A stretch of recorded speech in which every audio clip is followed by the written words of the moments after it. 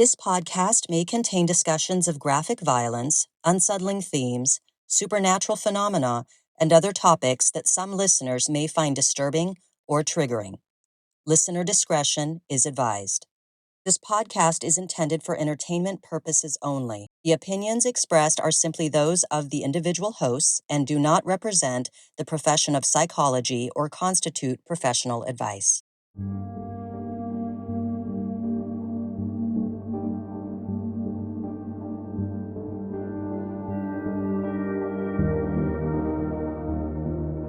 Welcome back to the Secret Passage podcast.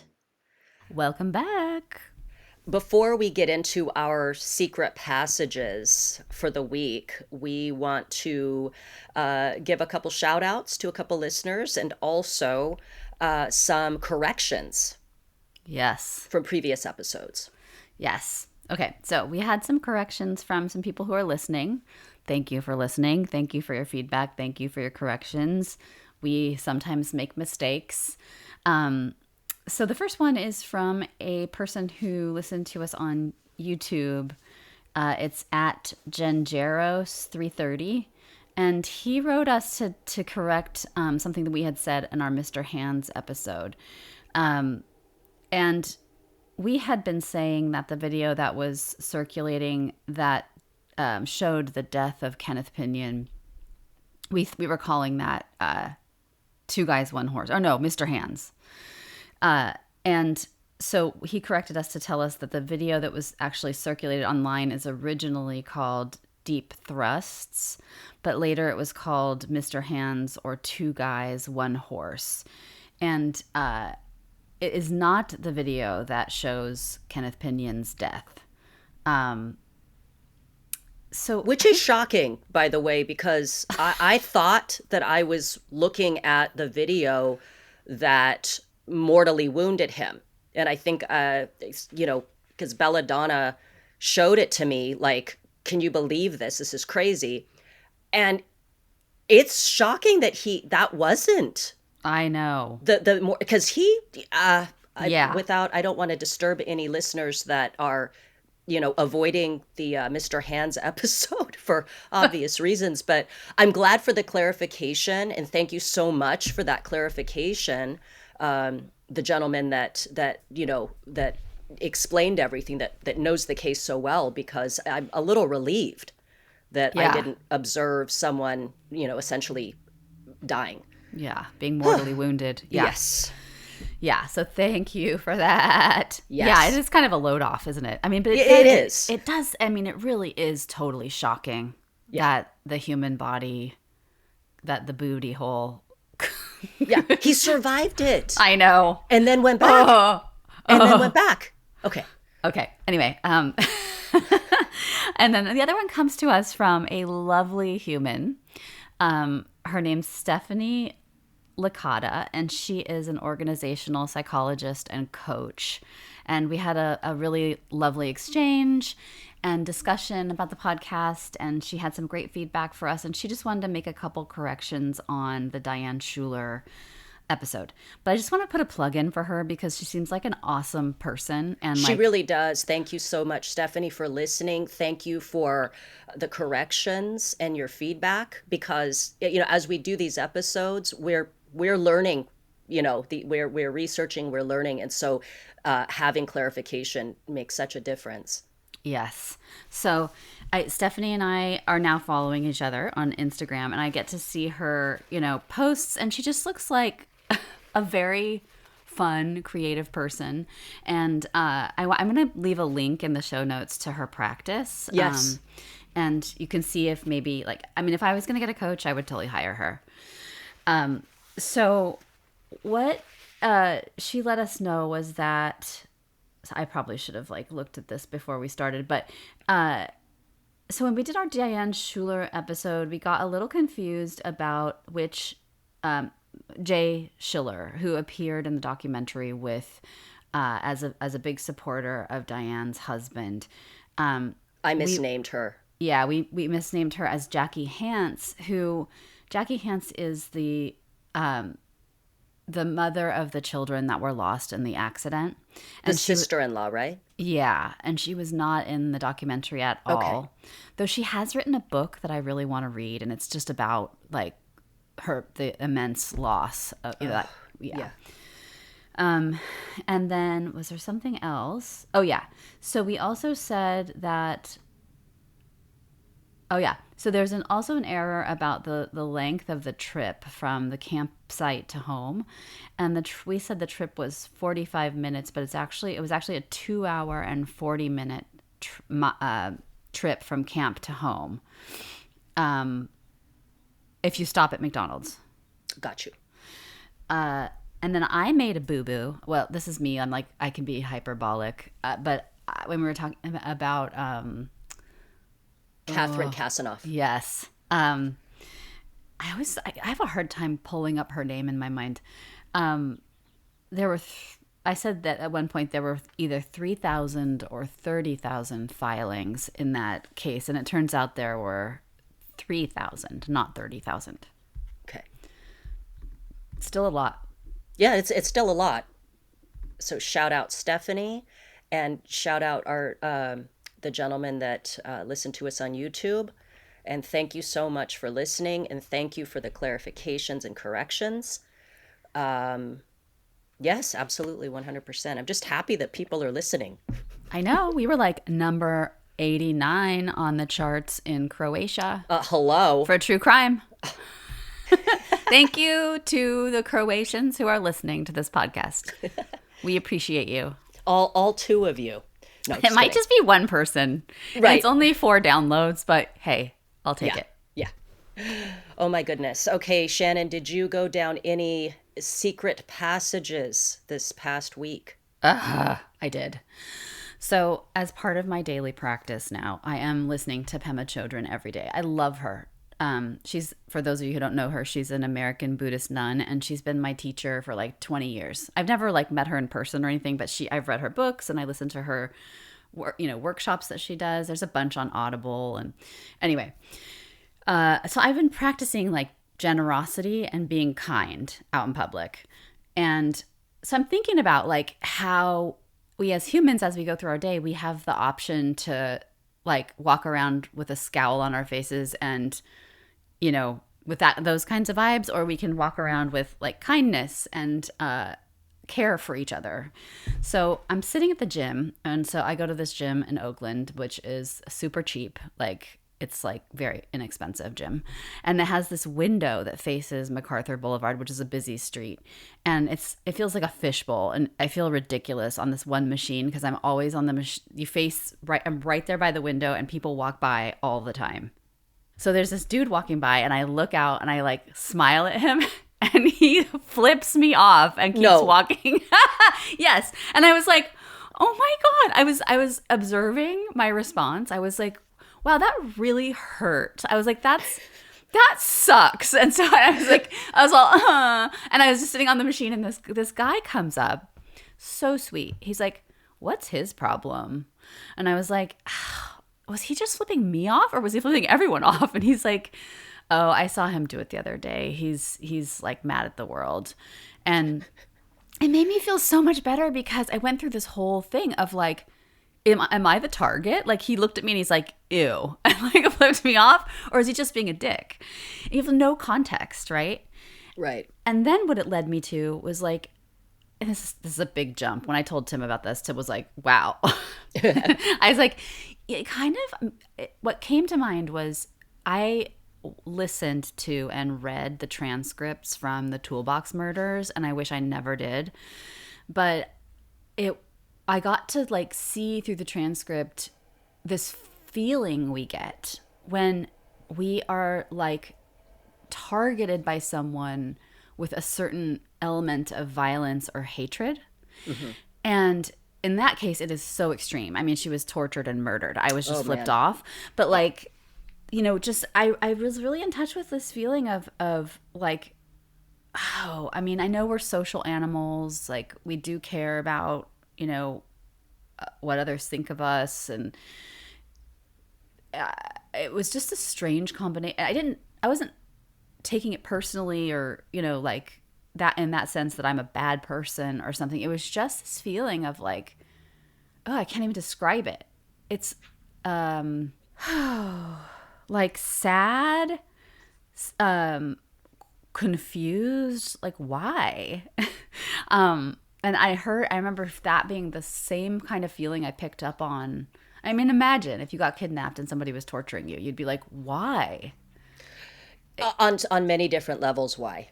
Right? Why? And like there's just like despair, you know, Yeah. this sort of like horrifying. It shocked me out of my day when he did that, you know, and it was just a flipping me off thing. So anyway, I was just reflecting on the power of meanness and cruelty. Yeah. And then the thing that you have to remember that is so hard, that is very hard, is 9 times out of 10, these things have nothing to do with you, Yes. and they're not personal. It's Yes. hard, but you know, you went out of your way to smile, and then that was the It's all- reaction, right? Yeah, totally. Yeah. He's like, I want to crush you with my meanness. It was awful. But that sweet guy just like saved the day. And I Yeah. just realized how much context matters too, you know? Anyway. Context, and then also that you know, more often than not, you know, people are good, right? Like Yeah. like that guy just sees what he did to you, probably observed your facial expression, and then wanted to comfort you in a way, right? Yeah, it was so sweet how he said it too. He's like, it was just adorable. He was Yeah. like a sweet, mild mannered guy. And he's like, hey, what's his problem, huh? You know, like, Yeah. how did you go down any secret passages this week? Yeah. I mean, a bunch. I'm trying to think of one to discuss. Well, first of all, I wanted to thank you for giving me sort of the antidote to like bad, you know, bad feelings, feeling down, all that with the cartoon that you sent, Oh, the yeah. the Kappa guy. Joe Kappa. Yeah. And sometimes just in my head, I hear like one of the brothers going, Dad, you're just the best dad in the world. And I hope you know that. I love you, Dad. Like the way they talk. Dad, you're raising your 4 boys. Mom would be so proud of you. Oh, Mom's tickling my toes right now in the water. I watched my favorite one so far is like when they go on the cruise and then they're at I don't know if it's like Machu Picchu, but like the brothers are like dancing, sort of like dancing together, and then they take pictures of the couple. And then Yes. the dad's crying at how sweet his sons are. Oh my God, that line. He's all, how are we feeling about those sunglasses? It's the best. It's so pure and so just like it's funny in a way, but like also it's like you're waiting for something, but all it is like this loving family. I guess earnestness. Oh yeah. And- It's like we need that. Totally. And you know, it's called, what I love about it most though is like the title, Ha Ha, You Clowns, is like the best title. Yeah. It is, but anyway, so Yeah. that wasn't my so my secret passage. So I watched this movie. It was recommended to me on you know how you go through like Amazon Prime and then it'll make recommendations. Mm-hmm. And it was this movie, and it's an I mean older. It's 2015, and it's called I Smile Back. Have you ever seen it? Ooh, I don't think so. So here's the deal. It stars Sarah Silverman in a dramatic role. She plays a drug addicted, like upper middle class housewife, which is so weird, right? Sarah Silverman playing that role. I'm so used to her being comedic. Mm-hmm. I wasn't crazy about the movie. There were a couple parts that one part in particular that I didn't understand why it was necessary. I don't want to give it away, but it involves a teddy bear. Well, anyway, Sarah Silverman's incredible in it. It's her. It's Josh Charles plays her husband. He'll always be gosh, what's his name? From Dead Poet Society. Oh, yeah. Knox. I think his name is like Knox in that movie. I can't remember. Anyway, every time I see him, I think of Dead Poet Society, but he plays her husband.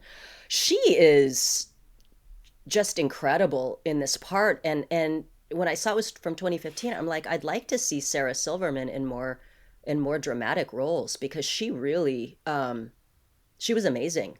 Ooh, I don't know what's happened to her. I haven't seen her in so long, but I loved the Sarah Silverman show when it was on, and I just like her. Yeah, I do too. But she just does such, it's just so interesting to see her in this role, that it seems so, I always think of her as that like kind of Gen X, irreverent, kind of little grunge, Not a housewife. not an upper middle class housewife with two children. But she's great in it. So it's not a long movie. If you have nothing to do and you feel like watching it, it's free. It's on Prime. I'd love to know what you think of it, and what you think of the teddy bear scene that just makes no sense. I don't see what the point is with it. Oh, I'm so curious. Everything she does in it, she fucking shines. There's not one moment in the movie that I don't buy it. Oh, wow. You know what I'm saying? So Yeah, she is really talented. she's so talented. Yeah, she is. And I think she's still doing stand-up. I think that's what she's doing. Okay. I saw her one time when she was with Jimmy Kimmel, because they were in a relationship, and I saw them outside of Kings Road Coffee in Hollywood on Beverly Boulevard, like back in fucking 2000. Oh, wow. They were just standing there. She looked all grungy, like she looked like Sarah Silverman, and she's just standing there, and I was like, oh, that's Sarah Silverman. And I didn't say anything because I don't want to bug people. I understand. So that was my secret passage. Amazing. I'm going to check it out. Okay, And I will let you know. Here, this brings us to our episode. We are talking about Casey Anthony because she's in the news again. This was a case that I never kind of like. You and I had definitely some moments talking about her, especially when we were kind of in the beginning stages of deciding to do a podcast. And I know that we kind of went through kind of a discussion about her, what we thought actually happened, and then sort of like her psychology, all that. But she's in the news again, and so yeah, we wanted to talk less about the case and more about her and why she is, and also, yeah, how someone ends up like her. I find her just very. Her audacity is astounding, I guess, is the thing, and I think it's the thing right now that sort of is galling, those of us that remember the case. Yeah. Right. Well, yeah, because she's emerged as this LGBTQ and women's legal advocate, and she's been on TikTok and X and trying to reinvent herself, and that has really made some people very upset, including Nancy Grace, who is holding on. She's like a dog with a bone with Casey Anthony. Oh yeah. I don't think anyone hates Casey Anthony as much as Nancy Grace does. Oh my God. The devil is dancing tonight. Remember, that's what she said when she and how she called her Tot Mom. Yeah, Tot Mom. She's still calling her Tot Mom. That's amazing. But for those of you that are not familiar with the case, or who don't really remember much, I'm going to just do a quick kind of rundown, and then we'll get into our kind of discussion. So, Casey Anthony case was a high-profile criminal trial that took place in Florida in 2011, involving the death of 2-year-old Kaylee Anthony. That's Casey's daughter. And some of the key details are Casey Anthony was accused of murdering her daughter Kaylee, who was reported missing in July of 2008. Her daughter's remains were found in December of 2008 near the family home in Orlando, Florida. The prosecution alleged that Casey killed her daughter and disposed of her body, claiming she wanted to live a child-free lifestyle. And then so the trial highlights are Casey Anthony was charged with first-degree murder, aggravated child abuse, and providing false information to law enforcement. The trial received extensive media coverage and public attention. On July 5th, 2011, she was acquitted of murder charges, which shocked everyone. Yeah. She was found guilty of providing false information to police, which was wild. But anyway, so the aftermath. Despite the acquittal, public opinion remained strongly against Casey Anthony. She was released from jail on July 17th, 2011, after serving approximately 3 years in jail. The case remains controversial, with many believing she was responsible for her daughter's death. The trial became a significant media event and topic of national discussion. And then here's a summary of the Casey Anthony case. In 2008, Casey Anthony became a highly publicized criminal case involving the disappearance and death of her 2-year-old daughter, Kaylee Anthony, in Orlando, Florida. Kaylee was reported missing on July 15th, 2008, but her mother, Casey, did not report her daughter's disappearance for 31 days.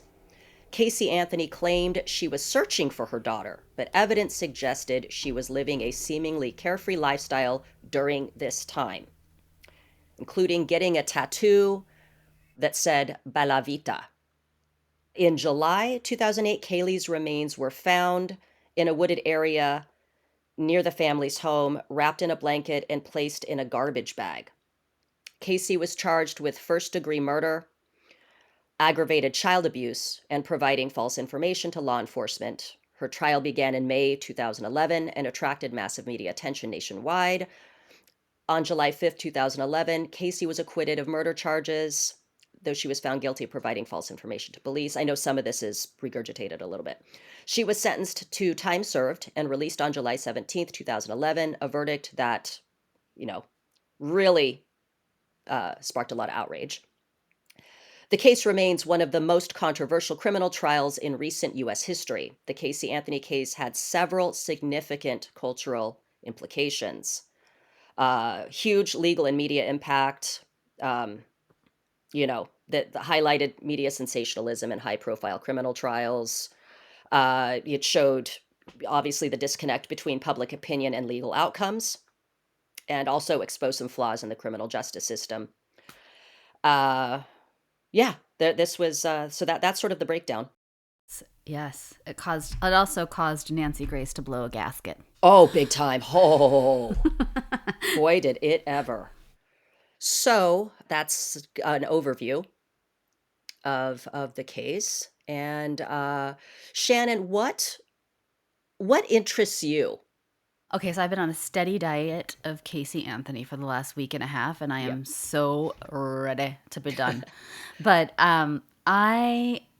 what interests me is like the psychology of people, the family dynamics, and people have taken a stab at trying to diagnose her. None of the people that she saw for court-related evaluations, they gave her the MMPI, which is really comprehensive. They met with her for not, they didn't watch her in her daily life, which I think would be more telling than giving her tests and sitting with her for a couple of hours. But they didn't find anything, no personality disorder, nothing serious in terms of a mental health diagnosis. And I think it's just interesting to speculate, like what drives a person to behave the way she does. Like what? That's my main interest. Same. What I think is so fascinating is, how Casey really seems to not understand or she doesn't seem to recognize that there's no way for her to reintegrate into normal kind of public life after everything that happened. It seems as though she's like, look, I was acquitted. I didn't kill my daughter, but I'm Casey Anthony and I want validation and I want attention. I think about, and I know that we've spoken about like Karla Homolka with, the Barbie and Ken killers. Her and Paul Bernardo were both convicted of rape and murder. a long time ago. I can't remember the exact date, but when Carla got out of prison, she she changed her name. Mm-hmm. She moved away. She seemed to. It seems. And now, granted, she was found guilty, but let's Casey is guilty as far as most of the public is concerned. But Carla seemed to understand that there was no way to kind of be Carla Homolka Yeah, well, at least and live a publicly. normal, quiet life. Yeah. Casey doesn't want to live a quiet life. Casey wants attention. Yes. And yeah, that so it tracks with her previous behavior. So let's I was thinking about this, like, should we talk about what the current situation like we're talking about right now and kind of connect it back to sort of look at her psychology? Yeah, real quick, I'd like to kind of point out something that really kind of rang true. Mm-hmm. And I know that we're not, I know that obviously I'm not a psychologist, so I can't, offer a diagnosis. But there was somebody I follow on TikTok who is she's a narcissistic abuse recovery coach. I'm going to try and find her name. I like her a lot and what she has to say, but she referred to Casey as a narcissistic psychopath. Mm-hmm. Yeah. And that really tracks with a few things with her the bored tone with her 911 with her mother's 911 call. The complete lack of anxiety, like boredom and anxiety. No Yeah, anxiety. Yeah. no anxiety. She sounded absolutely bored, and yeah, her mother Cindy sounded appropriately frantic and upset. Calls 911 and is like, "Oh my God, my granddaughter has been missing for 31 days." She's freaking out, practically hyperventilating on the phone. And then when Cindy passes the phone to Casey, I just remember her going, "Hello," and then Yeah. just like in that same kind of bored tone, "Well, this is what's going on. Well, she's with her babysitter. I've been looking." That kind of absolutely bored, doesn't want to have to be bothered with this. Yeah. That tone, and then of course the pathological lying to the police, and still lack of fear, lack of anxiety. It's insane. Yeah. It's do you want me to so she's in the public. She's showing up in this big way. And I looked at her Substack today, and I'm seeing that she's posting a lot on the wall. There's a wall on Substack where the people. Have you noticed that? Is it sort of like almost like a Facebook Yeah, it's like setup? Okay, Twitter, or she's sure. posting, and the tone of those posts, but it's like the lack of sort of appropriate guilt and shame. But then this all begs the question for me, like, Yeah. can you be a person in our society who does something horrible and can be redeemed and welcomed back into society and just left alone so you can do your thing? Like, you don't have to, like, having compassion for someone and, you know, even forgiving someone doesn't mean that you have to be like their best friend or follow them or support them or want the best for them even. It's so I just I've been throwing that question around in my mind because you see the hate toward her, and it's so ferocious. It's understandable. I mean, there's so much hatred, like contempt, skepticism about her motives, a total rejection of her and her efforts. Like Nancy Grace is basically, this is totally a cash grab. So there's like no acceptance of this or enthusiasm. I've not seen one person support her. And well, actually, no. I think that her team or someone is connected to her, is following her on Substack, and is posting kinds of like supportive comments. But it just begs the question for me, like, because I do firmly believe that in our lifetime as humans, the only true refuge for us is like a heart of compassion. And that means like, being able to look at what a heinous thing that someone else does and kind of recognize like, their humanity and have compassion for them, as a sufferer, as somebody that's driven to do something so horrible and has to live with it for the rest of their lives. So I actually have a lot of compassion for her. But I don't think that she would have a lot of compassion for me or anyone else. But yeah, that question is in my mind too. Like, Funny enough, that is something that comes up a lot with, at my church. And I think I told you our pastor will do a series. We'll have these series, and the one that we just wrapped was the Book of Romans. And one of the last kind of sermons in the series, he talks about, when we feel the urge to judge or criticize someone, instead pray for them. And of course, this goes to the idea of, Jesus on the cross, and paraphrasing, but forgive them, Father, for they know not what they do, about the Romans who are crucifying him, torturing him. And that essentially the idea is if Jesus can forgive, we have to find a way to forgive. And that doesn't mean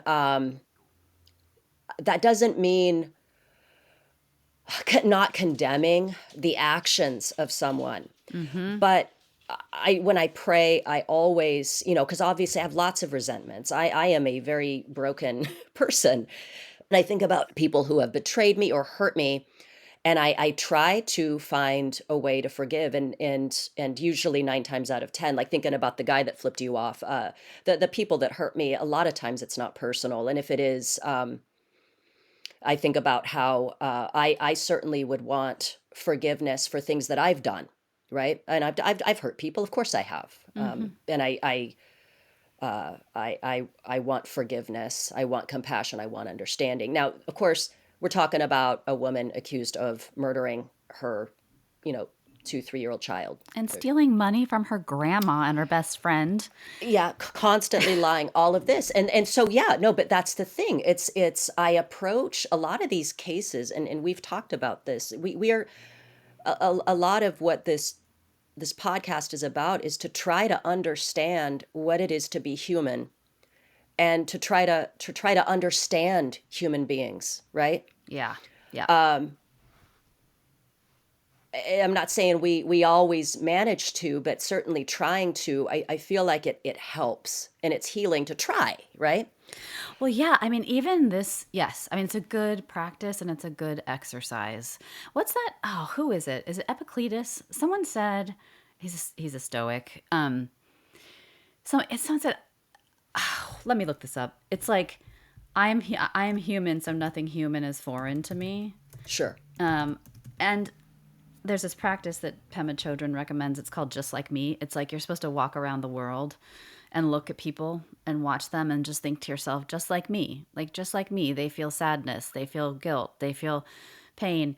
They want to be happy. They want to be, but this is where this interesting little thing happens, right? Like, we talk a lot, you and I talk a lot about narcissism and psychopathy and sociopathy, because we're interested in crime, and a lot of people who commit crimes have that kind of biology and history and behaviors.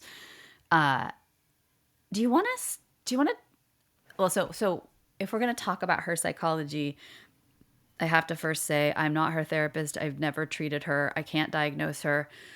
This is like an exercise for you and me to think about her behaviors and try and understand what might be driving them. But we're not trying to slap a label on her. Absolutely. Yeah. I think of her because for some reason I don't have a hatred toward her. Yeah. I have a fear. Oh yeah, I wouldn't want to leave my checkbook next to her. No, or just, there's something very reptilian about Casey Anthony. And I know I've said this to you, and I say this to people when I encounter times when I have had to sort of have a relationship in some way, shape, or form with a narcissist. And again, I'm not saying Casey's a narcissist, but I feel like the same kind of principle applies, which is I have to remember that every interaction that I have with a narcissist is transactional, right? Yeah. Yeah. I can't, you just, you can't get blood from a stone. You can't get compassion from a narcissist. You can't get, anything altruistic from a narcissist. There has to be some sort of return for them. And so, because there's something reptilian, and that's usually, in the same way that I always refer to my bearded dragon, he's a reptile. Does he love me? I don't think so. Does he know that I'm a source of food? Yes. Will he be nice to me because he knows that I am his source of food? Absolutely. Yeah. But if I died in front of him, he would go, huh, well, now who's going to feed me? Because he's a reptile, Yeah. right? He's still fucking cute. Yeah. He's so cute. I'm looking at him right now. But he doesn't have a limbic. He doesn't have like a mammalian brain. He doesn't feel the things we feel. Absolutely. But he sometimes, like, he's laying on me and his eyes are closed and he's so close to me. And I'm like, oh, Gennady loves me. And I'm like, no, I'm just warm. Yeah. Yeah. You sound like everybody who's ever dated a narcissist. He Really loves me. No, actually, he's a scorpion and he's going to sting you. Yeah, I'm a means You're the to frog. an end. Yeah. But that's how I think of Casey Anthony. Like, we've watched so many of these documentaries, and her eyes and it's almost like she's playing at being a person. Like, you had observed her with her team, her legal team, and it's that kind of, like, playing at being a person. Oh, it seems, yeah. So that's that documentary. If listeners, if you have not seen the documentary where Casey, it's called, let me see. Where the Truth Lies? Yeah, Casey Anthony, Where the Truth Lies. It's such an epic meditation. You get to see so much of her facial expressions. It's like a lot of close-ups, a lot of her talking, and you kind of get to dwell on, like, like, for me, I was really trying to listen to, like, what is because it's so confusing, because they look like us. They sound like us. They look like people. And they look like people. Yeah, they do. And it's terrifying. So let's just pretend. Let's pretend that she is a psychopath. And let's talk about psychopaths. Want to? Okay.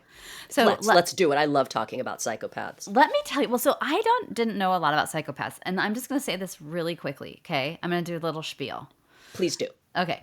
So you were just talking about this, about Gennady and, like, the whole reptilian thing. I'm going to link to this in the case notes. It's such a good article in Psychology Today. It's called The Not So Obvious Lessons from the Casey Anthony Trial. And I'll read a tiny excerpt from it where he talks about Dr. Hare and John Reed Malloy, who wrote The Psychopathic Mind. And he talks about Gavin de Becker. And basically, the article says, both Robert Hare and John Reed Malloy report that predators have a tendency to make us feel queasy, uncomfortable, anxious, or even irritated. As Gavin de Becker in his book, The Gift of Fear, cautioned us, we have the same reaction to dangerous reptiles for an evolutionary reason: our safety. After we witnessed Casey Anthony lying, obfuscating, intentionally and repeatedly leading investigators astray as to the whereabouts of her daughter Kaylee, our stomachs turn in revulsion because we are witnessing firsthand someone who appears to have all of these features. And then he lists a bunch of features which are so comprehensive. He says, no remorse or conscience. They don't feel bad about what they do. They only feel bad about getting caught. Glibness and superficial charm. Aggressively narcissistic. Everything has to be their way. If you don't agree with them, you're an obstacle or a hindrance. They believe they're above the law. Grandiose sense of self-worth, blah, blah, blah, blah, blah. Lack of guilt, emotionally shallow.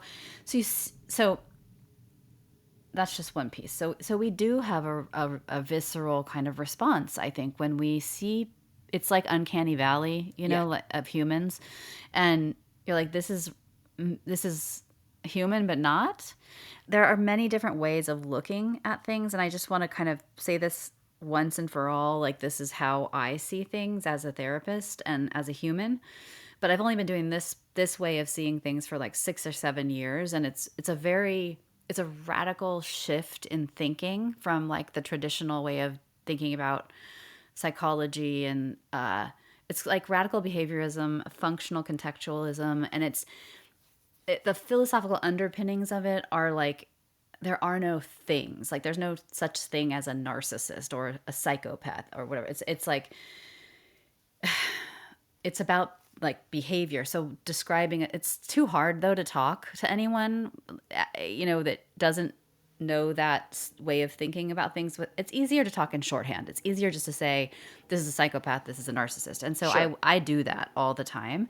But for me, in my mind, I'm always doing that with shorthand. I'm not saying like there are such things as narcissists. I'm just saying that like a person that we call a narcissist or a person that we call a psychopath does or doesn't do these things.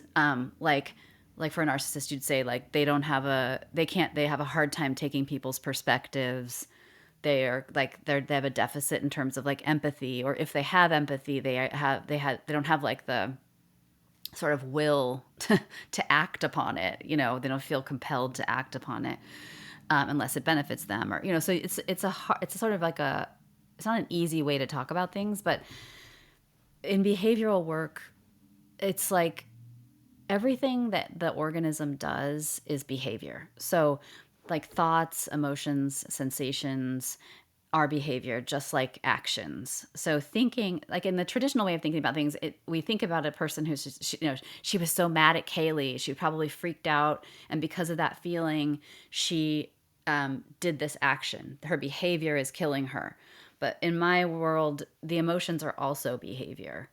And if we have behaviors, the behaviors themselves are subject to like reinforcement contingencies with like positive reinforcement or punishment. So reinforcement or punishment. And behaviors are sort of shaped by the outcomes they produce, right? So like if you think about her lying, so if a behavior shows up in somebody's behavioral repertoire regularly and it's like a stable behavior that you see over and over again, typically that means that it's been reinforced somehow, right? Sure. Something good shows up or something bad goes away when they do it. And if a behavior is absent or unstable, then it must have been punished or it was never learned, right? So like you can think about her lying in this way. Like if she has a hard time telling her mother the truth, about lots of things, about flunking out of high school, about working at Universal Studios. And so you have to think about it. You can think about it in that term, like, well, maybe in the past when she told her mother something that was disappointing to her mother, maybe she got punished for it, so she doesn't do it anymore. Instead, she lies so she doesn't get punished. Right. We could also one thing, if we're talking about like contingency and behavior, is that Casey learned that she was never held accountable. So when Yeah. she did flunk, she wasn't punished for it. Right. Her mother said, "We are going to lie and say that you did graduate." Yeah, so she learned it's okay to lie. I can lie and I won't get punished for it, and my mom will cover for me. Right. And And it kept going and going. I don't even think that she well, no, what was it? Oh, and then the pregnancy, when yes. her mother said, "We're gonna just not tell people you're pregnant," and they would just like openly lie as Casey is, fucking showing with the baby bump, and like, "No, I'm not. I'm just bloated." Yes. And So Cindy's like, like, "Yeah, she's just bloated."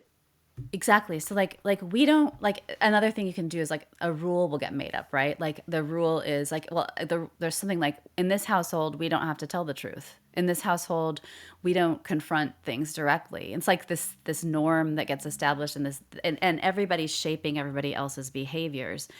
And one of the most radical things I think about this way of thinking about things is that so B.F. Skinner, who's kind of the father of radical behaviorism, used to talk about rats in the lab, and he would say the rat is never wrong. So like it's not about right or wrong. It's like, does it work or doesn't work? And the what the rat does makes total sense if you understand, like, behavior is not random. It makes total sense if you understand the history and the context, because we make sense of the present and we predict the future based on our histories and our experience. So when I look at her, I ask myself, in what context would this behavior have been an elegant solution for her? Like, when when in her life might this have worked for her? And usually we do things for one of three reasons, right? We don't know how to do anything else, we're avoiding something worse, or we're moving towards something that matters to us, right? Right. And so we can sort of look at her behavior and think, okay, this is what she's doing.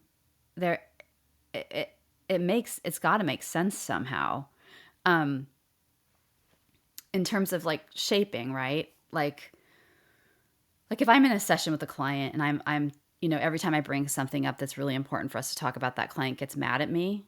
Mm-hmm. So that client's punishing me. And so over time, what will happen is I'll start to avoid that subject because I know if I go for it, I'll get punished, right? So she's sort of negatively I'm like negatively reinforced to avoid talking about this thing with this client, right? Right. So I think that happened a lot in Casey's family, that there was all this shaping going on around these behaviors that look totally insane to us, because she just got away with everything. Yes, she did. And, you know, I guess one thing I should say is like when we talk about like reinforcement, it just means like if you do a behavior and your life improves as a result, that's reinforcing. Right. If you get punished, your life gets worse. But then I started thinking, okay, I'll stop after this, but like I started thinking, like, do psychopaths actually respond to these contingencies like the rest of us do? And it turns out they really don't. And that's why their behaviors, like, that's why she could do these things, probably. I'm just saying, I'm just speculating. That's why she could do these things, because they have this, like, their amygdala activity, which is like the danger center of the brain. It's like the amplifier for danger. It's part of like the threat detection system. Right. It's subdued. It's not as active as ours is. And so most of us, when we look out into the world and we think, oh, I'm going to lie to the cops right now, we're shaking in our boots. We're like, I'm going to go to jail. I'm going to get arrested. They're going to see right through me. We have all this anxiety about it. It makes, like, if you look at her and her expressions and the way she talks about these things and the lack of anxiety, that's what most stood out to me. It just screams like I'm like, where is her amygdala? Why is it not firing right now and warning her that if she steals money from her friend's going to get mad at her, or she might get caught, or you know what I mean? Right. And so when I read about the relationship between the amygdala and the prefrontal cortex, which is like the emotional reasoning center, there's sort of like let me just read you what Grok told me about it. What did Grok say about this? It's a really interesting. Okay, so there's reduced connectivity between the amygdala and the prefrontal cortex. And that can mean that even if the amygdala sends a weak signal, the brain doesn't integrate it into behavior adjustments.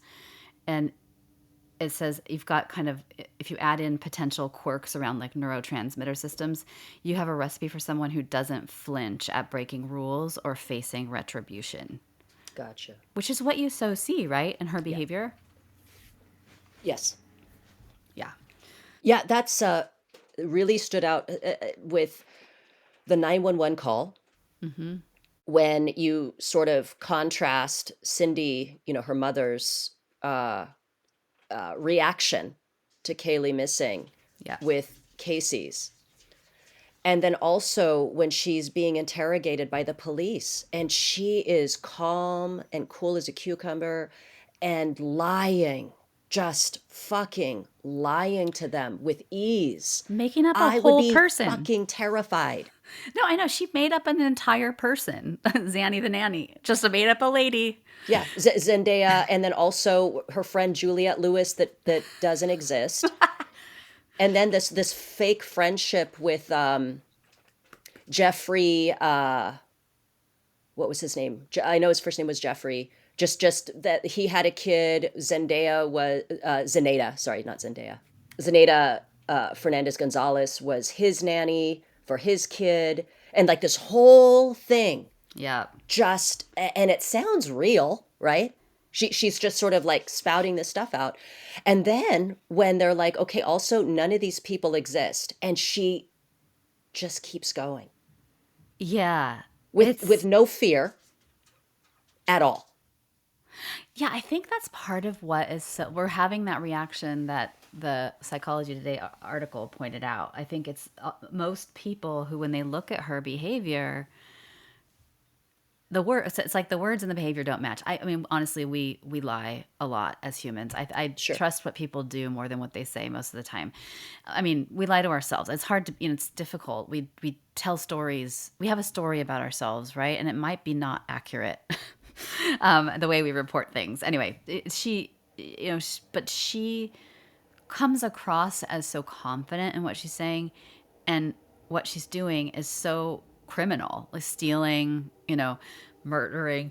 And most of us, when we look at that, we get the heebie-jeebies, and we don't it's like hard to process, and I think that's why people, none of her behavior makes sense. None of it from the very Right. beginning to now, to a regular human with empathy who's not a psychopath.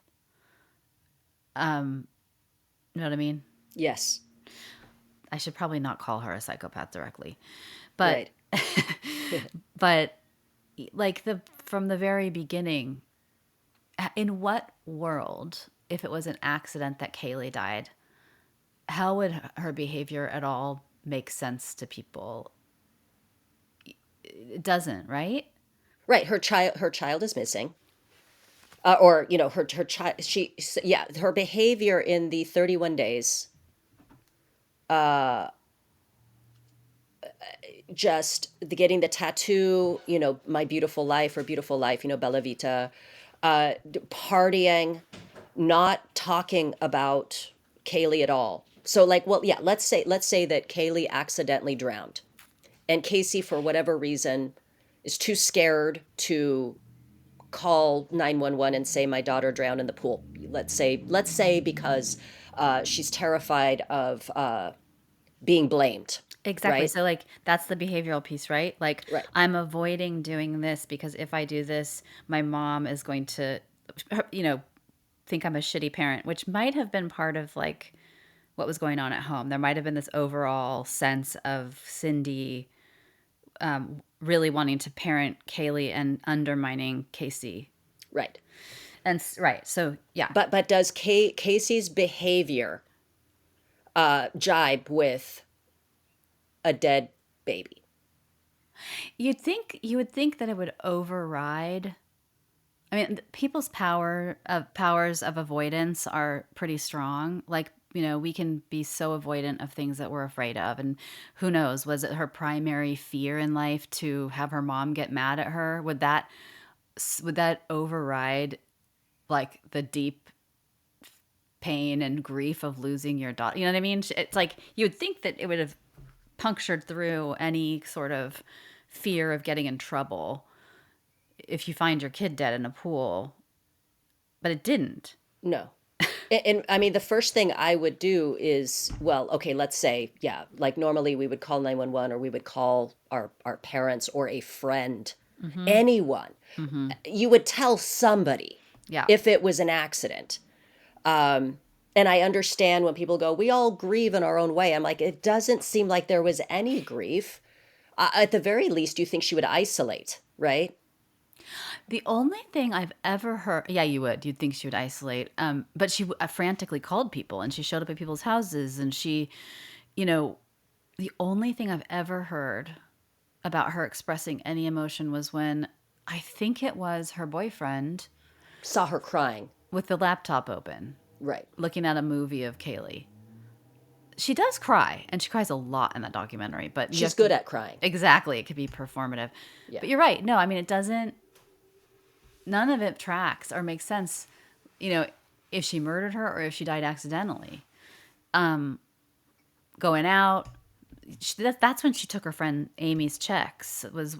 I guess they were all in Puerto Rico or something, and she was stuck at home. She had no money. She took Amy's checks and went shopping a bunch of times. She bought all these weird things. She bought straws and cherries, like tons, twice. And I on Crime Weekly they were like, was this for like drinks or something? Yeah.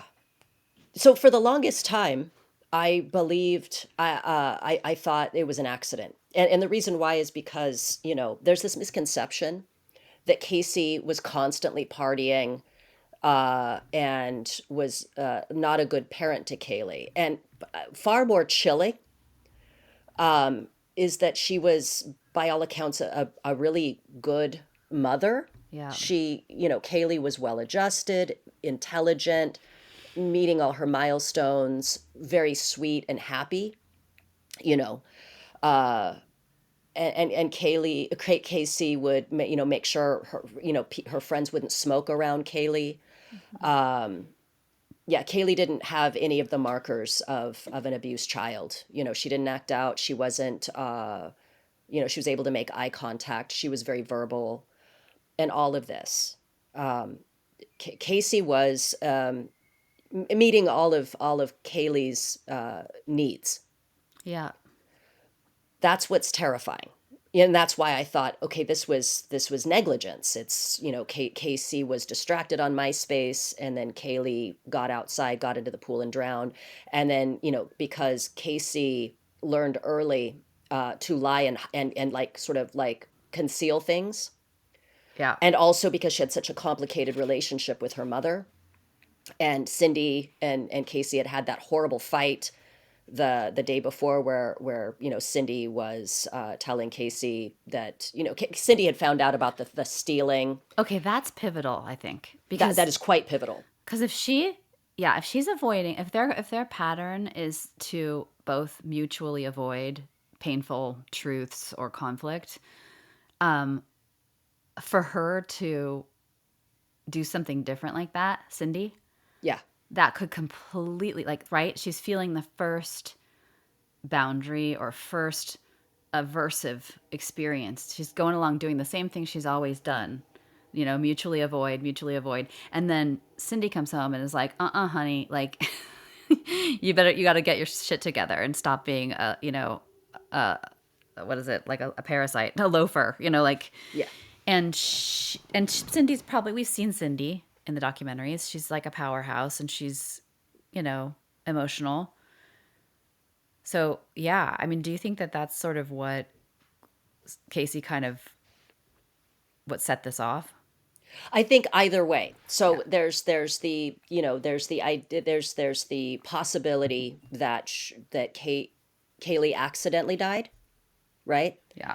And that Casey could have hit the body, all that kind of stuff, and made up a story to avoid Cindy thinking that Casey fucked up again.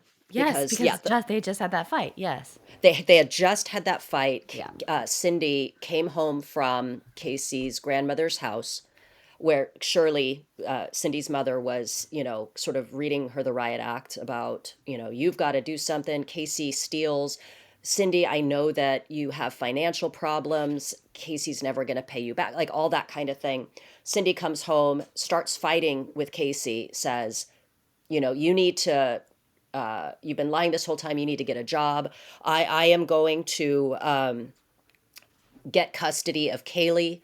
You're irresponsible, et cetera, et cetera. So in the universe where Kaylee died due to Casey's negligence, you could make the argument that Casey was not going to fucking tell anybody what happened, because that would further sort of make Cindy's point about Casey being irresponsible. Yeah. And it's bizarre that Casey would then put Kaylee in the trunk of her car and drive around with a corpse. But that goes to the point of, if she's a psychopath, she doesn't fucking care. She's not afraid of getting pulled over and the cops finding a dead body in her trunk. Why would she worry about that? Nothing bad ever happened. Like, that's not going to happen. She can do that until the body starts to decompose and smell. And then she has to actually go put the body somewhere, in her head concoct a story for when eventually it's going to become clear that she has to make up a story about Kaylee, right? And brazenly borrow a shovel from the Yes. neighbor to do it. Right. and that also kind of goes to this thing with compartmentalization, where because I think that's another thing in terms of you know, again, to use the term psychopathy, but that Casey is only interested in immediate gratification. So it's put the body in the trunk, immediate gratification, don't have to deal with it right now. Like, just each step is just a way to avoid. It's all avoidance, so she Yeah. can go and do other things, right? That's And interesting then because in they do the say that. They say that in, universe, what's yeah. that? Yeah.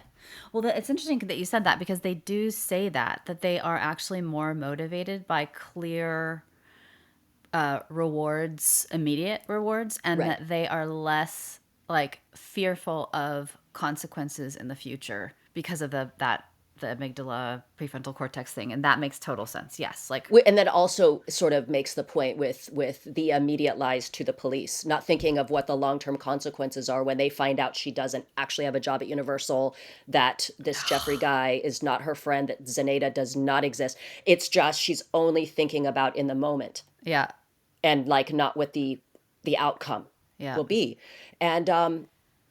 And then there's so for the longest time I believed, I was like, no, Casey didn't kill Kaylee because Casey was a good parent. But that's what makes it even more chilling, is that she can be a good parent, and then when Kaylee becomes an inconvenience or a problem or an obstacle, she can kill her, yeah. right? And that, actually, remember the story I told you? Funny enough, it happened in Orlando also. The woman with the dog. Oh God, yes. I thought of Casey. So listeners, maybe you know about this news item, but there was a woman in Orlando, 57-year-old woman, who went to the airport. She brought her 9-year-old poodle with her to fly somewhere. I can't remember where she was going, and she didn't have the proper paperwork and stuff to bring her dog on the plane. And so the people working at the airport told her, I'm sorry, you can't board the plane with your dog. She takes her dog into the bathroom, drowns the dog in the toilet, leaves the dog in the bathroom, boards her plane, and goes to her destination. And it's just a thing where she has this 9-year-old poodle. Presumably, it's 9 years old. She has the dog. She wants to take the dog with her somewhere. She probably loved the dog, probably took care of the dog until the dog was a problem.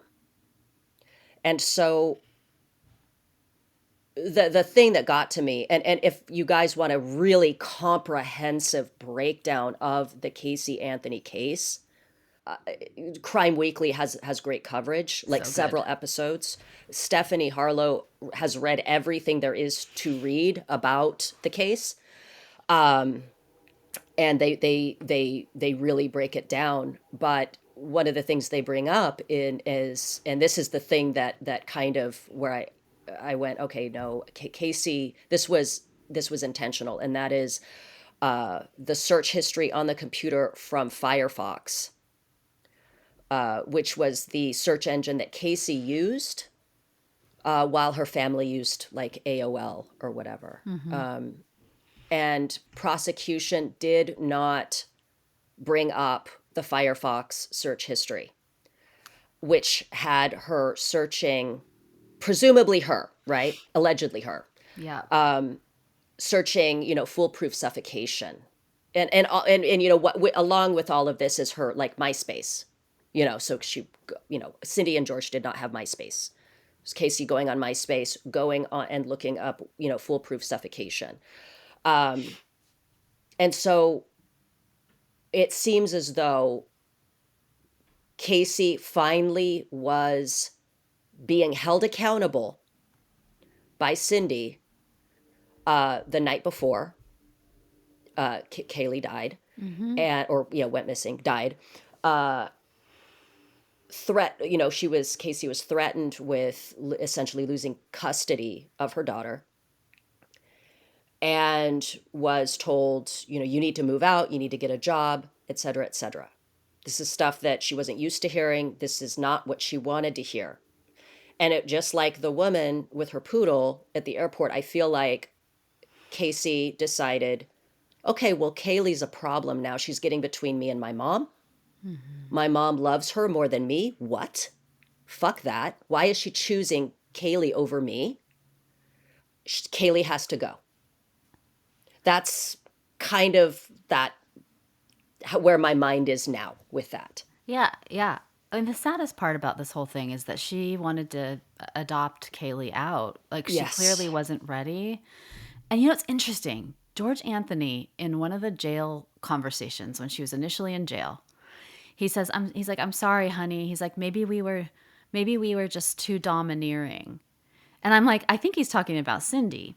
But I Yes. think I think that might be the case that Casey could not stand up to her mom. She was convinced by her mother to have this baby, and then she got her, you know, post birth abortion. I mean, like, Yeah. and right, and you know, so one thing about the searches is that it kind of reminds me of the story Casey tells now.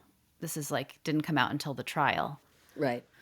Is that, you know, Kaylee drowned in the pool. George came in with a soaking wet Kaylee and said, "Oh, she'll be, you know, I'll take care of it," or whatever, and whisked Kaylee away and then put Casey under his control for the 31 days. And she was under this belief that Kaylee would maybe come back.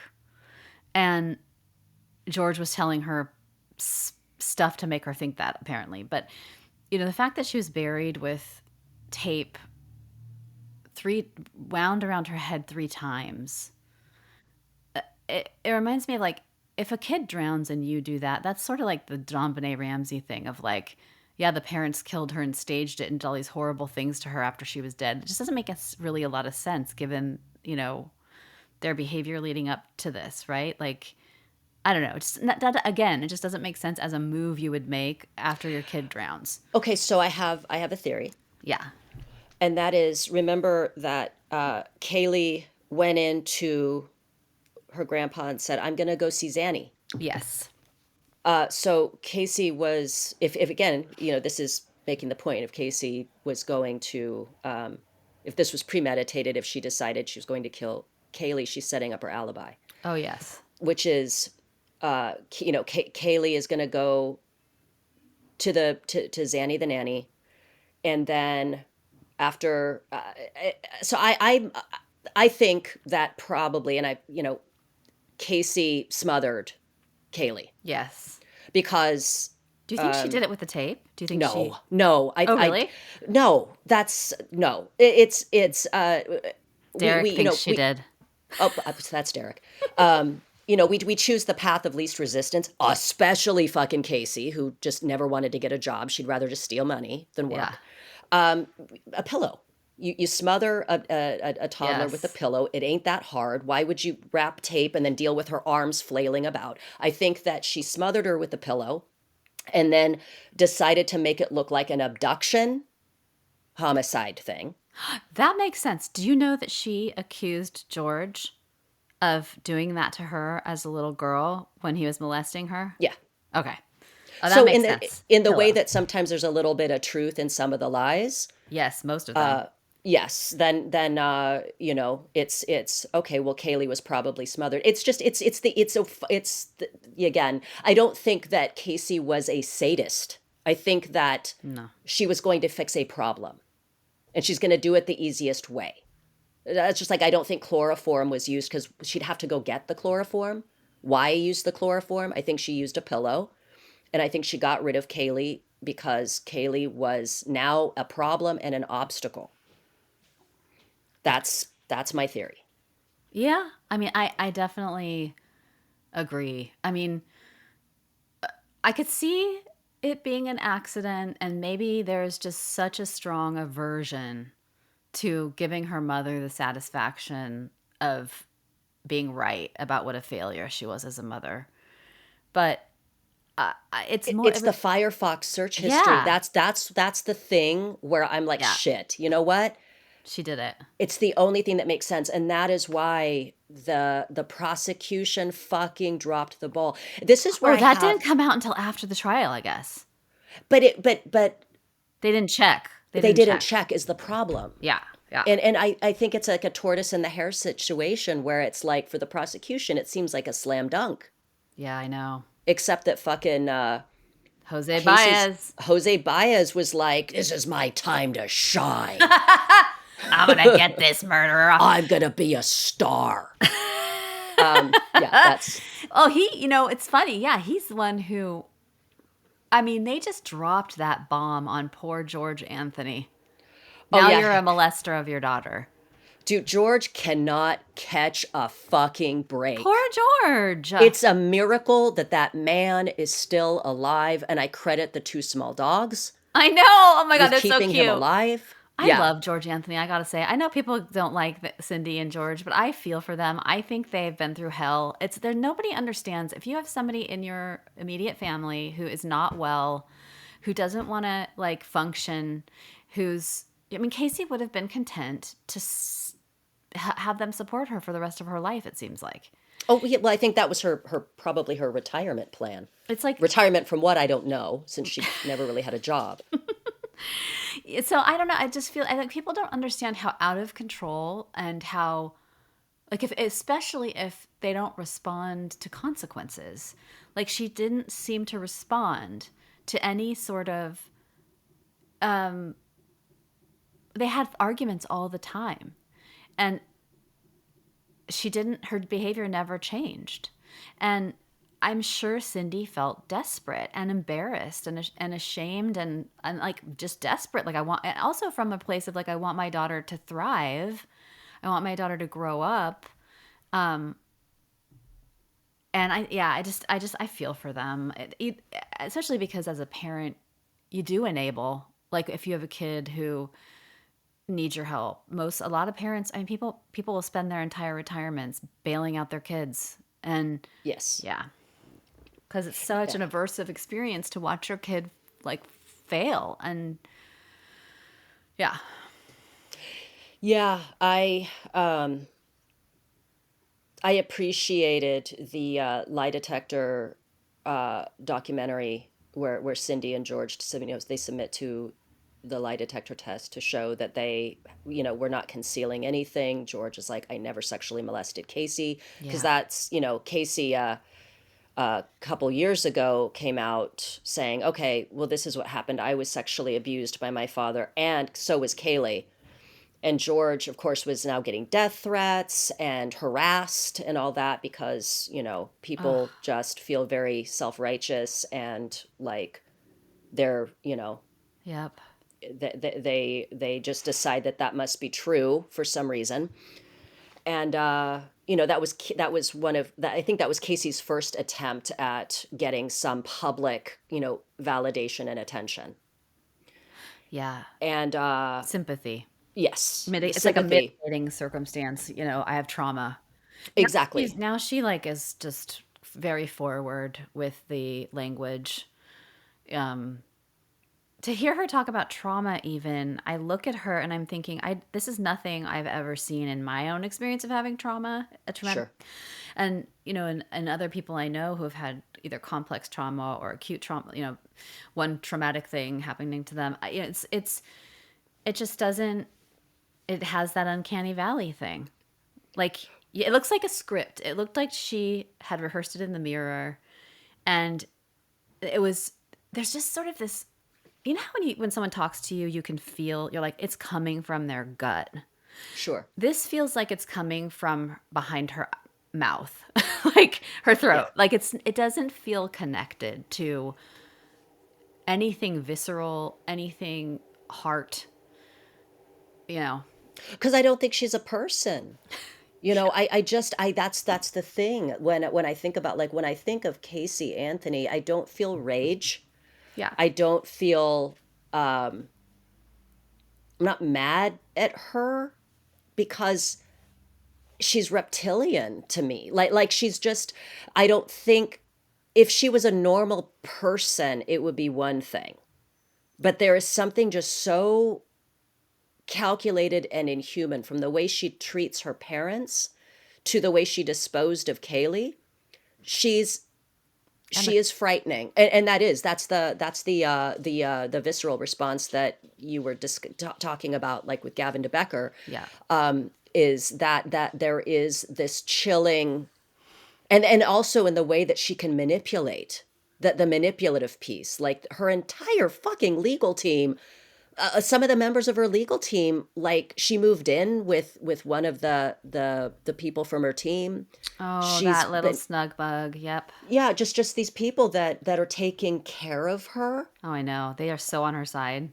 And that speaks to kind of that charisma and that power that she has, that she's been able to get away with so much, but also in the way that she just won't go away. Like, I know. it's just like Terry Horman. Oops, sorry, I just smacked my microphone. Terry Horman, who a lot of people believe killed Kyron Horman, the little boy that went missing in 2010 in Portland, Oregon. And a lot of people think that Terry is behind it, his stepmother. And Terry, she moved out. She changed her name, and kind of, I don't think anybody really knows where she is, because Yep. she's just trying to live a normal life, a quiet life. And with Casey, it's the opposite. Casey wants to stay Casey Anthony. Yep. Casey's proud of being Casey Anthony. Casey doesn't understand what everybody's fucking problem is, because she was acquitted. And why can't you just get over it? And that just smacks of something resembling psychopathy.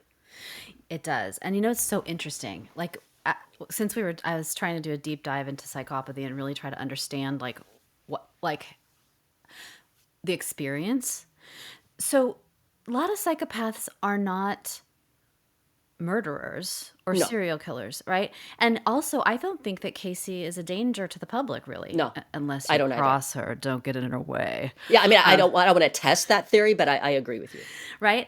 But think about what it would be like. Okay, so as humans, this is my point of view. Well, and a lot of other people's point of view. But, this is what I'm learning as I'm learning to be a more behavioral thinker. Thank you, Joanne Steinwalks. So is that we really have two choices. We have approach and avoid as humans. And our baseline is usually our lives are usually driven by avoiding the things that we are afraid of. And if it wasn't that way, we wouldn't have survived. Like, that's how you survive. You need a threat detection system that will help you survive. And a lot of us have overactive systems, right? So we have lots of anxiety. We're the survivors of people who had lots of anxiety. People that didn't have a lot of anxiety got eaten by tigers, or didn't respond to the anxiety appropriately and run. But psychopaths exist in our world, and they survived somehow. And I thought about it. I'm like, well, yeah, what would my life be like if I had an underactive amygdala and I had a prefrontal cortex that could not translate the information it was getting into some kind of like behavior change and learning? If I had an underactive amygdala, doing a lot of things would be so much easier, including killing people. But, a lot of really cool things, like jumping out of airplanes or becoming, a public speaker or running for president, or, you know what I mean? Like, all those things would give me less anxiety. So in a way, it's like you can totally see how just without the environmental influence on someone's development and the contextual influences on someone's development, that it's just a lot easier to make those kinds of moves that none of us would ever entertain making, like lying to the cops, like stealing your friend's checkbook, like, right? And it's hard to imagine growing up or, becoming a human in that neurochemical, neurological reality, like the guardrails are off or something. Well, no, that's why, plenty, I think, I'm not going to say most, because I don't have the actual like data on that, but there are plenty of psychopaths that are not murderers. They are brain surgeons. They are defense attorneys. Yes. They are, they work on Wall Street. I mean, they're able to do the things like having a God complex and being able to perform life-saving surgery. You kind of want somebody who will not have a shaky hand and has absolute insane confidence. Yes. They become Navy SEALs. They become, these are a lot of these people are psychopaths. They're able to do things like fire a whole team of people that are no longer necessary and be able to sleep like a baby that night. Yeah. Yeah. There is sometimes a lot of empathy can be crippling. I should know. Oh, I know, because I'm because- one of those people. Well, I mean, I will cry over everything. Yes. I mean, and also like it's terribly difficult to be a human being. Like, Sure. life becomes so small. What most of us all the time live our lives based on avoiding the things that scare us or are hard for us. Yes. And when we do that, life becomes really small. And it takes a lot of courage to face things that are aversive and give you anxiety. But like the things that give us anxiety are usually the things we actually care about. And I think Right. that's partially like, yeah, so it's just interesting, like, having to, yeah, so it's interesting to think about, like, okay, you're born into this world and you potentially have this neurological situation, right? And this because with psychopathy, I think that's what separates it. Should we go into like the differences between psychopathy and sociopathy? Yeah, I think probably a lot of listeners would be interested to know because a lot of people use it interchangeably.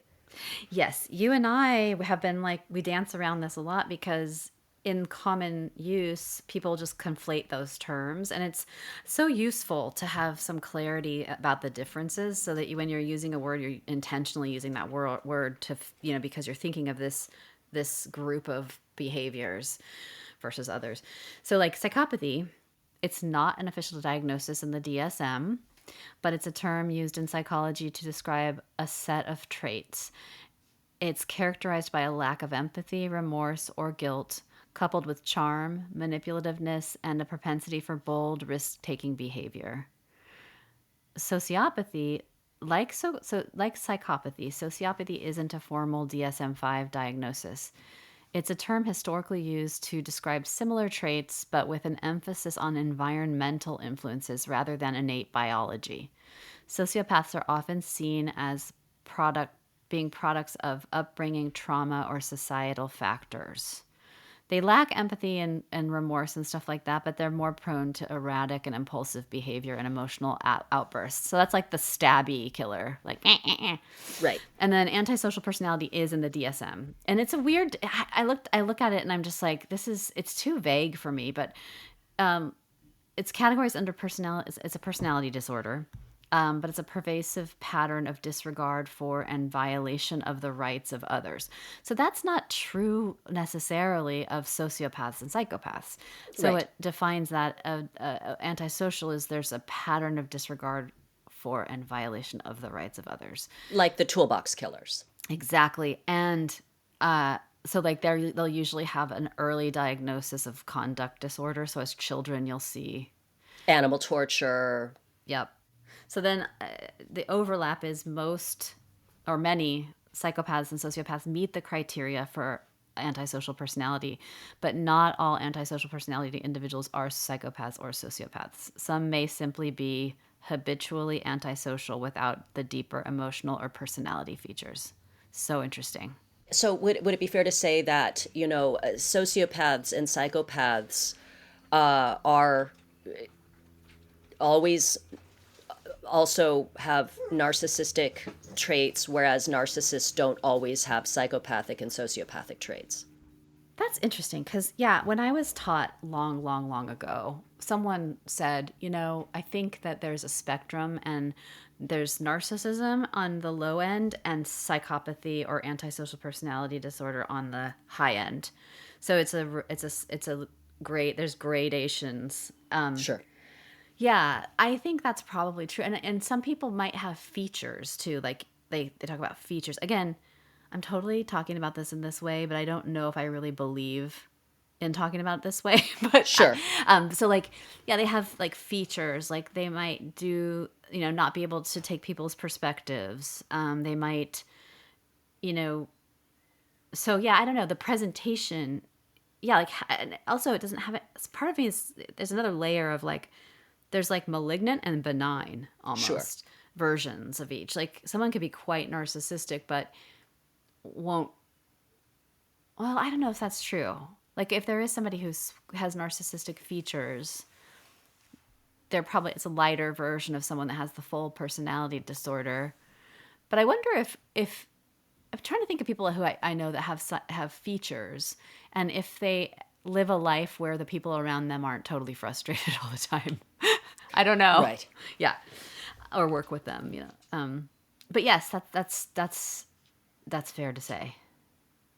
Yeah, it's interesting too. What I find fascinating is the reaction, right? I was on TikTok, scrolling, as is my wont, and I came across just a series of these different sort of TikTok accounts, absolutely outraged at the fact that Casey Anthony was now on TikTok.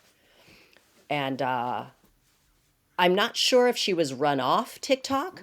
I think she was. Someone said she was, but I don't know for sure. Right. But it is this reaction to her, the reaction to the case, and the outcome. It's essentially Casey Anthony got away with murder, and I remember. I remember Nancy Grace. I remember when the case was happening, and I thought, okay, well, surely she's not going to get away with this, right? Yeah. Surely she will not get away with this. And then she was acquitted. And I know that a lot of the jurors were getting death threats. Yeah. And to speak to, sort of the public opinion piece versus the legal outcome and stuff. The only thing I can say is, I think I shared with you a comment from a juror. They were sequestered. Mm-hmm. And what they had to go on. And again, you want this. You want this. If I was ever charged with murder, I would want the jury to stay away from the fucking news and the commentators and the Nancy Graces of the world, bless her heart, but still, the strong opinions, and listen to the information that's provided in court. And that's exactly what they did. And the bottom line is, I think the prosecution fucked up. They did. Because all the defense, all that Jose Baez had to do was provide a reasonable doubt, and he did just that.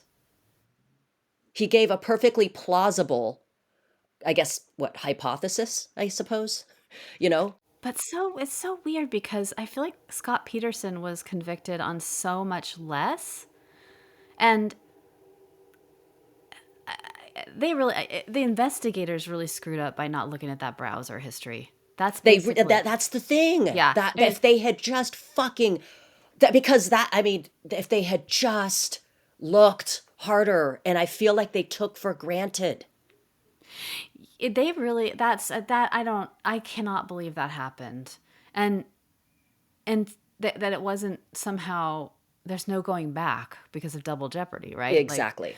But what an oversight. But also, it's interesting. There's that other documentary with the parents. I forget what that one's called. It's called Casey Anthony's Parents Speak, I think is that one, the one that I'm talking about. It's George and Cindy they actually had a good relationship with the prosecutor. They really liked the prosecutor.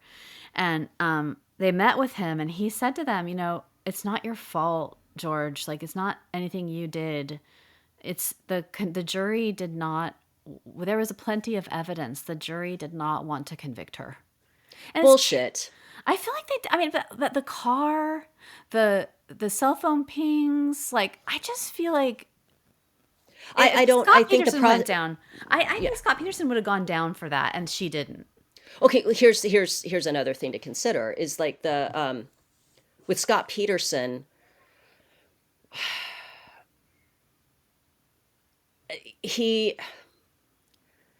I guess Jose presented. Jose's a way better attorney. That dude, man, that was he fucking knocked that shit out of the park. And I'm sorry, but you want to talk about what a really good psychopath. He was like, bitch, He's all, hold your my dad's beer. going down for this. Hey, George, you're gonna have to fucking take one for the team. He said like, that's that to that's him. a psychopath. I know. They said that to him, I think. Yes. Yeah. And poor George, who is such a fucking, like, is so submissive, admittedly submissive, is Poor like, guy. okay. He's all, I guess so. Yeah, but I think there's something to be said. And again, it's you try to think, and it's hard because we had so much Casey Anthony media shoved down our throats that we all believed she was guilty. I mean, we all believed she was guilty, but you've got this sequestered jury, and what they're hearing is Casey was molested. This was an accident. Oh, yeah. Kaylee drowned. And you've got Casey sitting in court, looking very prim, looking very, proper. God, that hairdo, though. Ew. The hairdo, and she did not. If she had got up on the witness stand, I think there's a good chance that she would have been convicted. It's wild. Jose was smart to keep her off the fucking stand. Yeah. It's so wild to me, though, how convincing. Oh, how many tears she can create. Tim was half watching the one where Casey Anthony speaks with me, and he's like, wow, she's like Daniel Day-Lewis up in here. She's killing it. And it's true. I just thought, yeah, I mean, I want to give her the benefit of the doubt. I really was trying to be very neutral. I was thinking if I met her in real life and she was sharing this with me. But I feel like it's diagnostic when you're watching someone talk about this horrible thing that happened to them and you don't feel anything. I didn't feel, I felt like I was being hoodwinked. Like, yeah. I didn't feel like, oh, wow, oh, my heart is breaking for her. And I usually do feel that when someone's in touch with what really happened to them and it was a really painful thing. But it's just this, like I said, it is so reptilian in the way she presents. Like, there's no heart-centeredness. There's no like gut. There's no slipping up. It's just a stream of words exiting her mouth with no pauses, no like reflections, no, oh, let me go back and think about this and say this a different way. Yeah. It's, ugh. Yeah. I think I think that her behavior over the course of the past however many years points even more to the fact that she's guilty of murder. I agree. You look at Cindy and George, and they've got that room that's a shrine to Kaylee. They are just trying to get through day to day. And granted, they also lost their daughter, right? Yeah. I mean, Casey, they've lost her right along with Kaylee, but they're trying so hard to get their life together still. Yeah. And Casey is reinventing herself as a PI, I think at one point, or she had a photography business. She's doing this. She's trying to get involved with some dude that left his wife for her. Like, she's trying to become a star. She is not behaving like someone who she's completely cut off her parents. She doesn't, it's like she doesn't understand that. And okay, so it's a very human response, I think, if you think about our evolution as a species. It's a very human response to say to yourself, I don't want this person in my tribe. Right. She's dangerous. I don't trust her. That's why I understand why people are responding the way they're responding. Yes. And she doesn't seem to understand the relationship between her and us. No. And that she should humble herself a little bit. And, the way she talks in this Substack wall thing is just, ugh. I mean, I want to like, I feel like she deserves to just live a life. I don't care what she does. If she goes on TikTok or whatever, I'm not going to go on there and call her a murderer and all that stuff. I mean, no, but people will. Yeah. And she doesn't seem to understand why. And that's fascinating. And that further sort of proves in a way she is,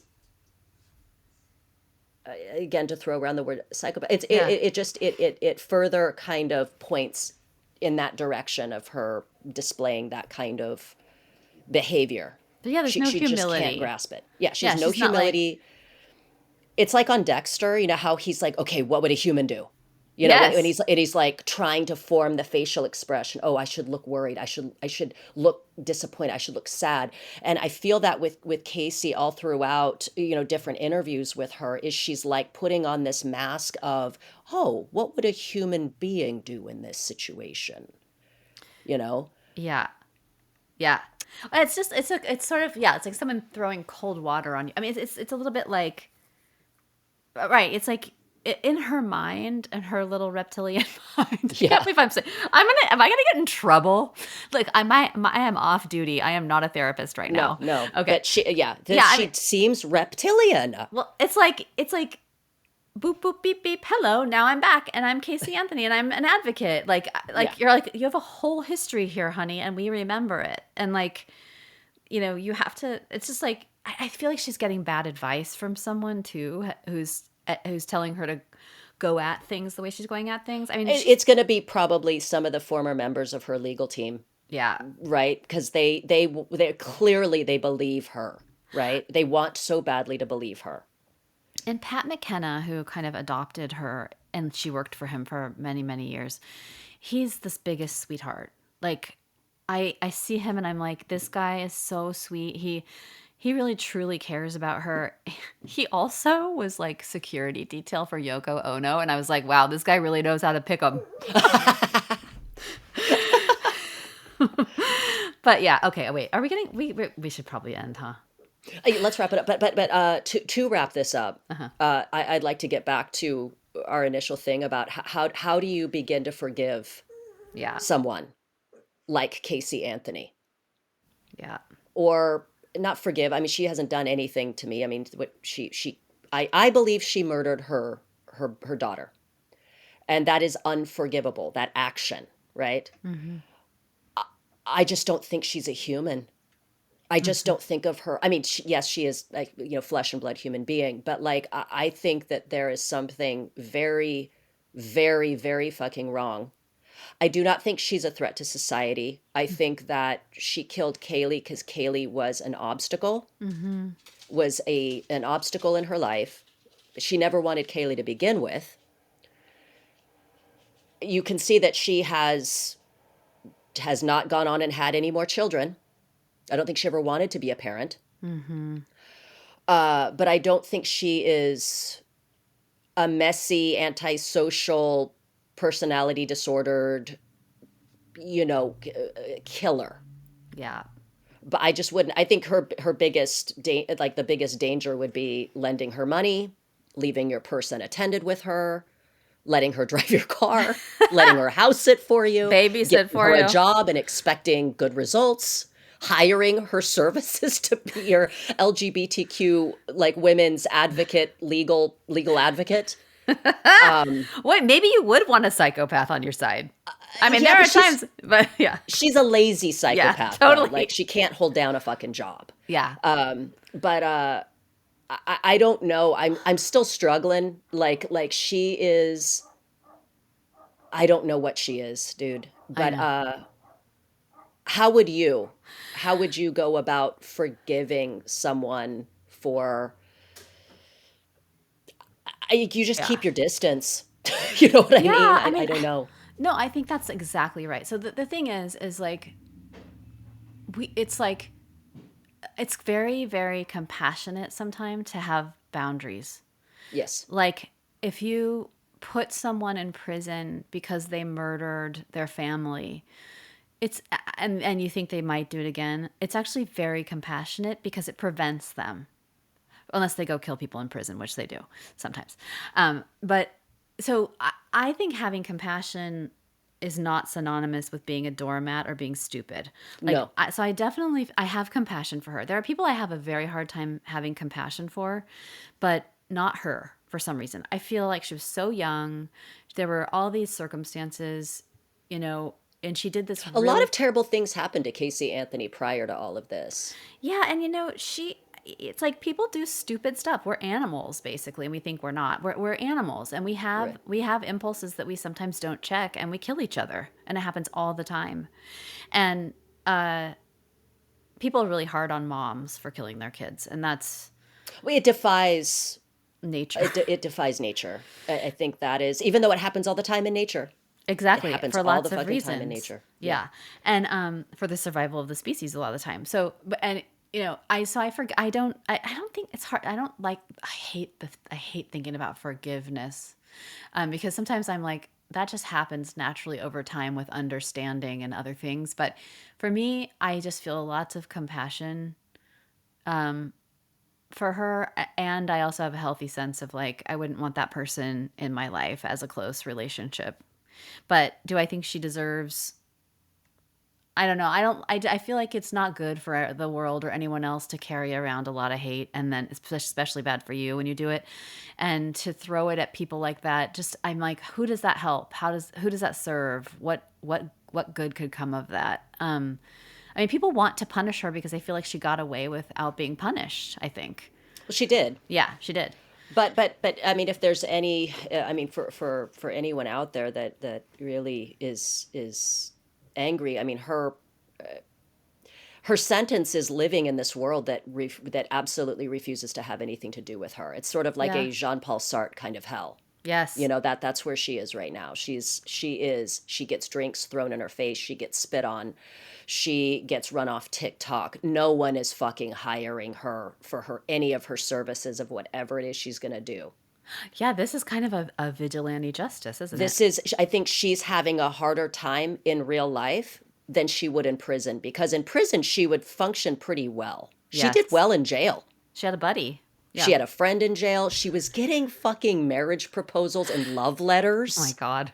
In a way, she was a model inmate. She Yeah. would be a model inmate in prison. She would actually probably thrive in prison because she's very agreeable. Yeah. So her hell or her sentence is living in this world. I agree. And so that is the thing. And I like what you say about compassion. It reminds me a little bit of that the documentary, the Werner Herzog documentary about death row, where he is interviewing Michael Perry, who was a young man on death row for murdering a mother and her son for their car. And Werner Herzog says to him, he goes, I don't have to like you, but I can respect you as a human being, and all that. Like, so Werner was basically saying, like, I don't believe in the death penalty. I don't think you deserve to be killed, but I don't like what you did. And I think that's the thing. It's like with Casey Anthony, it's like, I have compassion because she is broken Yeah. for whatever reason, whether it's that she suffers from psychopathy, whether it's just that she's, I don't know, you know what I mean? Yeah, Just yeah, just yeah. a bad person. I you know, Yeah. I feel badly for that, because it can't be easy living life with people hating you and not understanding why. Yeah. Yeah. That's gotta suck. I can't think of anything worse. Most of us, right? Like we didn't have fangs and claws as early humans. The only reason we survived as a species is because we had each other. And we're all really, I think, in a lot of ways, always assessing our place in the tribe. And she's been just completely kicked out from most of us. She's got her legal team, some of her members of her legal team. That's it. That's all she has. And then, like, whatever dude she's sleeping with. Yeah, home wreck. Whoever's home, she's wrecked and Yeah. taken their husband. Yeah, but she was, she was summarily voted off the island, so to speak. She was voted off the please pack your knives and go. That's a Top Yes. Chef reference. Yeah, but that is okay. I guess we should wrap up. Okay. But yeah, that is our episode on Casey Anthony, and it is a frustrating, fascinating, dark, sad, tragic, and very fucking weird. I guess we can call it a case, right? Yeah, it's a Yeah. case. Ah. On that note, Dana, I love you. I love talking to you about this stuff. It's so fun. I love talking to you too, Shannon. I just want to say that it's a really good friend, and you should be proud of yourself. I'm trying to sound like the brothers. Everybody go listen to Ha Ha You Clowns by Joe Kappa. You're going to love them. They're so lovable. They're so lovable. And thank you. And please follow us on Instagram and X. And if you have your own thoughts about Casey Anthony, please, please, please feel free to share them with us on our social media, or you can even email us at secretpassagepodcast@gmail.com. Yes. Thank you, guys. Thank you. Bye. Bye.